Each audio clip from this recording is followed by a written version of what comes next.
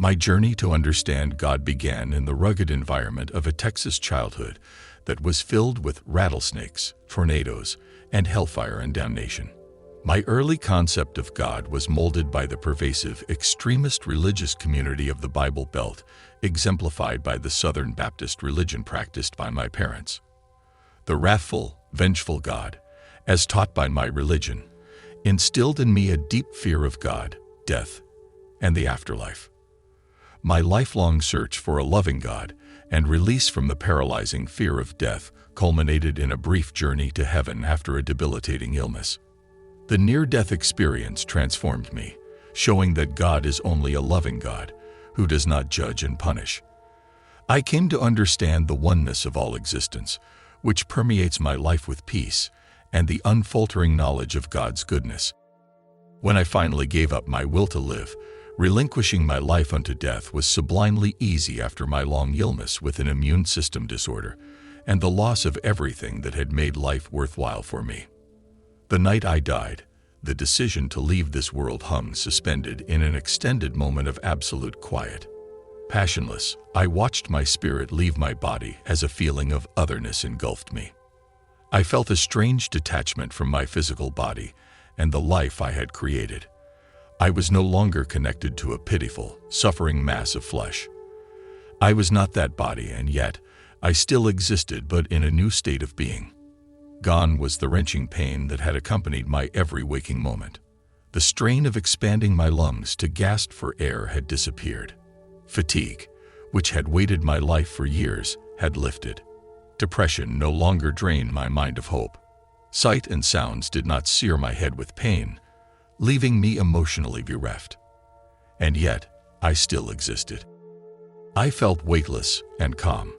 Although I knew I was not in the lifeless body lying on my bed, and that the eyes and brain I had previously identified as mine were in that inanimate object with which I no longer identified, I was still aware of sight, thoughts, and sensations. I observed my new reality with tranquility. Slowly I looked around, and below me I saw a vast, endless blackness. Like a void or black hole, I was irresistibly drawn toward the darkness. Gradually, I felt myself sinking toward it. I thought without fear or any emotional reaction. Isn't that strange? I had been so afraid I was going to be judged and sent to either heaven or hell. But it appeared I would simply disappear into the dark nothingness. As even my new awareness waned, I yielded to the heaviness overtaking me as darkness filled my mind. My vision became obscured as I began to merge into the void of blackness. Offering no resistance, I released my hold on any remaining shred of consciousness and personal identity. At the very moment, I felt the last of me disappearing into nothingness. A powerful, energetic force that swooped beneath and lifted me, carrying me upward, suddenly buffeted me. Barely conscious, my only awareness was a sensation of rising. I seemed to be traveling upward at an unimaginable speed. A clean sensation of wind rushed over my face and body with tremendous force, and yet there was no discomfort. Vast distances seemed to fly by me. The higher I rose, the more my head cleared. I became aware of a deep sense of peace and warmth that permeated my senses. Confused, because the energy that had enveloped me had a definite presence, I tried to see what was happening and who was carrying me. Who or what cared so deeply for me. I felt peaceful and loved immeasurably. I knew I was in the arms of a being who cherished me with perfect love and carried me from the dark void into a new reality. As my mind cleared, scoured of the remnants of mortal past associations, I was finally able to open my being fully to spirit, and my vision cleared. With the eyes of my soul body, I looked to see what held me in such love, and I beheld a radiant, spirit being, so magnificent and full of love that I knew I would never again feel the sense of loss. I have no way of explaining how, but I knew the Spirit was Christ. It was not a belief, perception, or understanding, but my recognition of Christ came from my new perspective of spirit.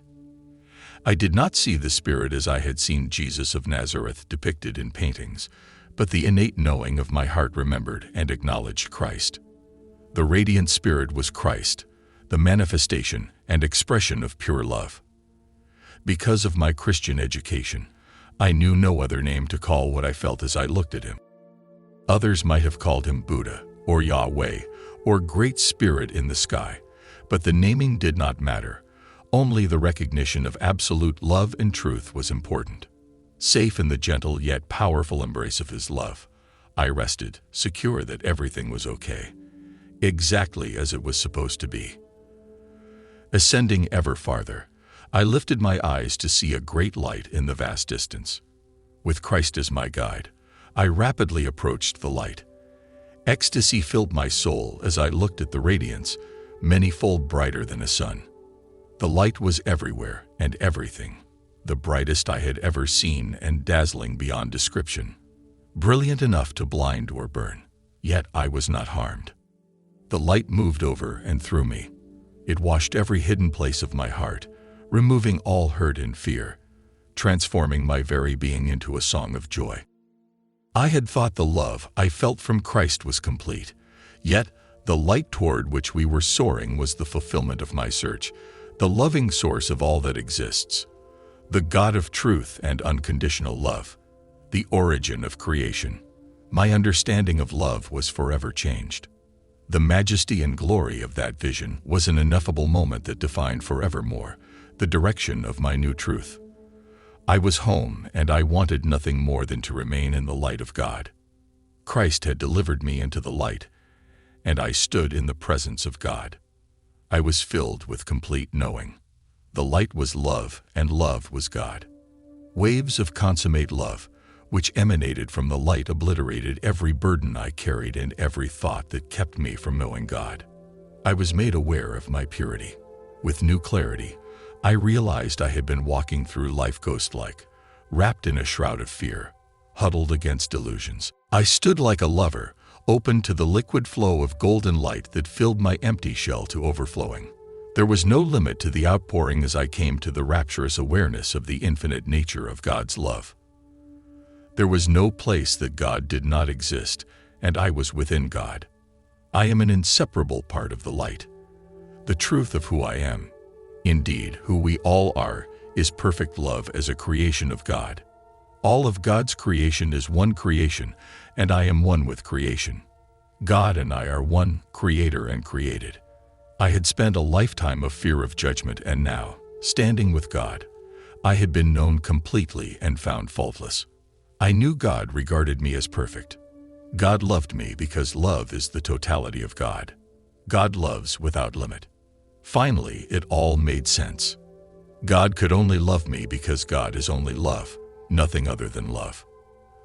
The only reality is God. There cannot be another, and God is love. I had reached my true home. I turned to Christ and said, "This is beautiful. I am home. This is where I want to be. I want to stay." And Christ answered, "You can stay for a little while, and then you must return." I couldn't believe I had to come back to physical reality. After a lifetime of confusion and fear, I had stood in the presence of an open, receptive, non-judging, totally loving God. I wanted nothing more than to remain in that presence, but was told I had to return. Another aspect of the dramatic change in my life after my near-death experience is that I no longer have a fear of death. In fact, death became my favorite subject overnight. Where I had once forbidden even speaking the dreadful word in my home, now my family and friends couldn't get me to stop talking about my amazing experience. Surprisingly, I was sad and angry, even defiant. I was confounded that after my lifetime of fear, I had made it to heaven, and then had been sent back. Why? I asked. Was I too little a fish, or what? For almost a year, often I would lie in my bed at night crying, sobbing, and begging God to let me come home. I was not one of those lucky persons who experienced a spontaneous remission of their illness with their near-death experience. I was still very sick, and I didn't understand the point of my having to remain on earth when I could make no contributions and had barely any interactions with my family or other people. I found myself whining, questioning, and begging God, "Please, please, Please, please let me come home. Bargaining with God, I urged, if I have to stay here, why can't you cure me so I can do something? Pleading with God, I cried, if you aren't going to cure me outright, what if you let me be just well enough to paint even just an hour a day? If I can't do anything, why can't there be some way I can be around people? I'm lonely. Although I felt waves of love wash over me constantly when I stopped complaining long enough to remember my experience, I never got the answers to my pleas. At least not the answers I wanted. After about a year, I prayed a new prayer from the sincerest depths of my heart. Once again, I relinquished my will and efforts to direct my own life, as completely as the night I gave up my hold on life and died. I said to God, my dear God, I give up. I do not know what is right for me. I don't know what I am supposed to do, who I am to see, or what I should say. I don't even know what to think. I am always requesting what I think would be best for me. God, I don't know what is best for me. My life is yours. Whatever you want for me is fine. If I am to lie here in this bed, sick and disabled for the rest of my life, whether it is 20 minutes or 20 years, that's fine. Whatever happens is fine. I know you love me. And then I added, I make one request, however. Please, if I am to live, let me be useful in some way, for you. A curious manifestation after my near-death experience was that I began seeing a white glow and glint of lights around people and objects. Because I had had so many physical anomalies during my illness, I assumed the lights were another, optical side effect of the illness. I was later shown that the lights were far more than that. As my health had slowly improved, I occasionally drove myself short distances to appointments. One day, as I was driving down a busy street, I stopped at a red light and watched an odd scene unfold before me. A delivery truck had parked on the right side of the street about a half block ahead. The truck was one that opened from the sides rather than the back. I watched as the driver walked around to the traffic side of his truck and began unloading his cargo, with oncoming traffic approaching. Inside my car, I said aloud in my little southern voice, "Oh, honey, you shouldn't do that. It's dangerous." On this notable day, I watched, stunned, as the familiar dancing lights around the delivery man swirled, quickly coalescing into the form of a breathtaking, translucent, beautiful woman spirit, glowing with light. Perhaps it was because I had sent a loving and concerned thought about the delivery man's well-being that the spirit turned her loving gaze on me. For a brief moment, our eyes met. She smiled at me, then, hovering over the unsuspecting man, returned her attention to her charge, who was oblivious to the heavenly presence and was busily going about his business. I was thunderstruck. Barely breathing for fear the vision would leave, and mesmerized by the vision, I was reluctant to take my eyes off the beauty of the scene. However, from my peripheral vision, I became aware of even more compelling lights. When I was able to tear myself away from the spirit, I glanced slowly at the vista around me, and everywhere I looked, single people in my view had beautiful, loving spirits attending them. Spirits accompanied people walking nonchalantly down the sidewalk.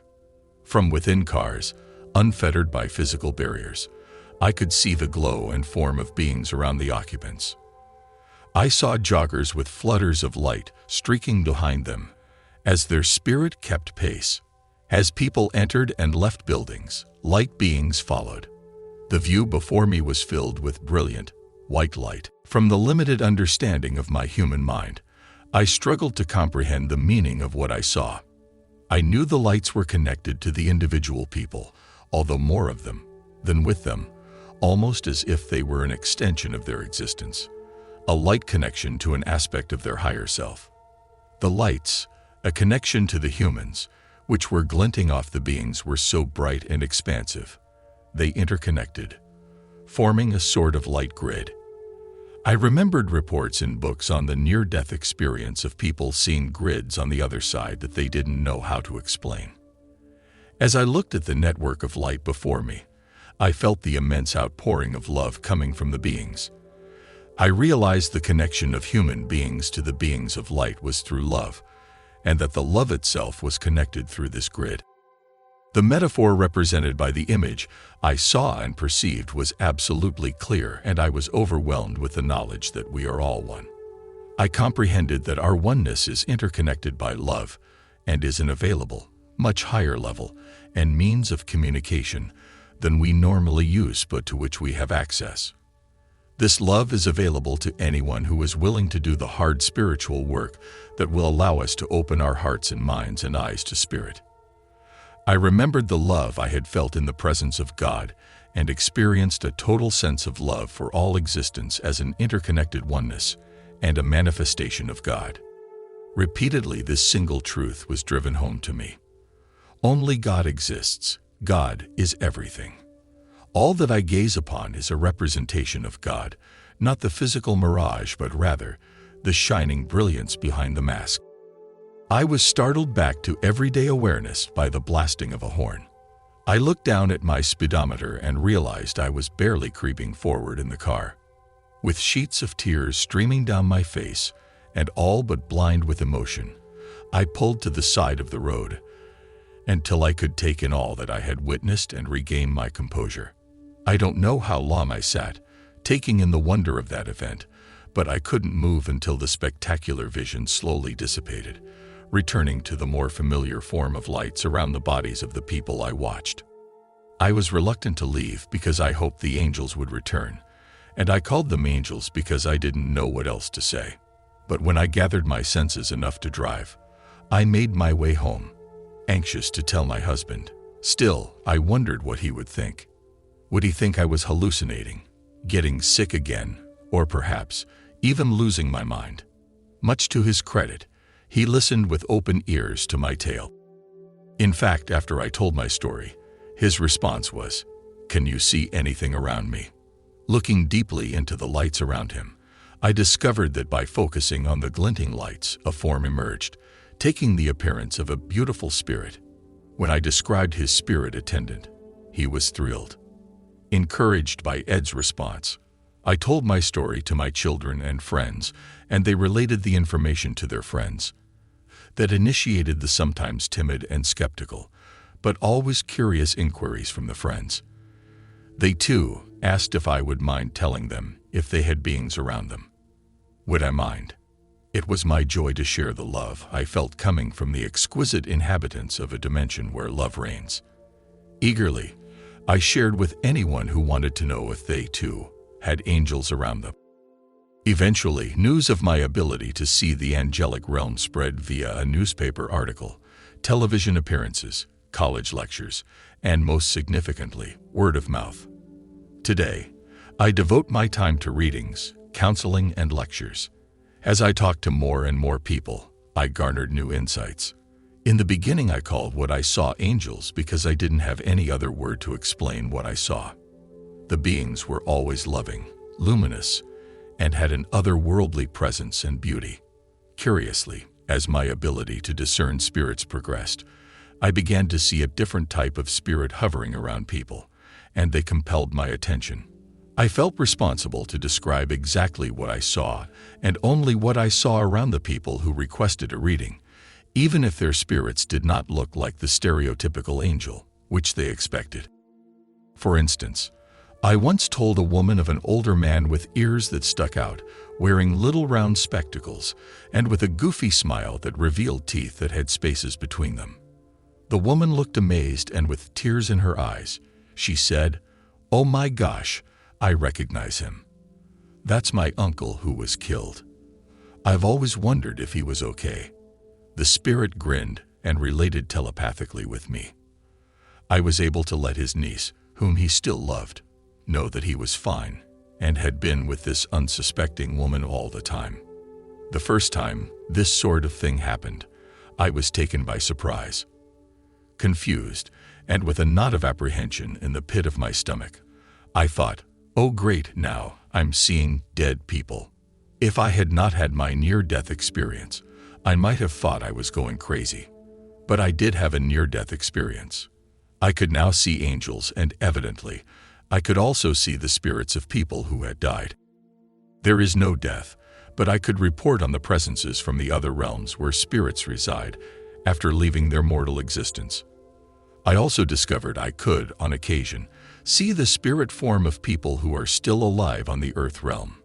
I quickly resolved my apprehension about this ability when I saw the happiness and comfort it gave people to hear the encouraging stories of love beyond the grave.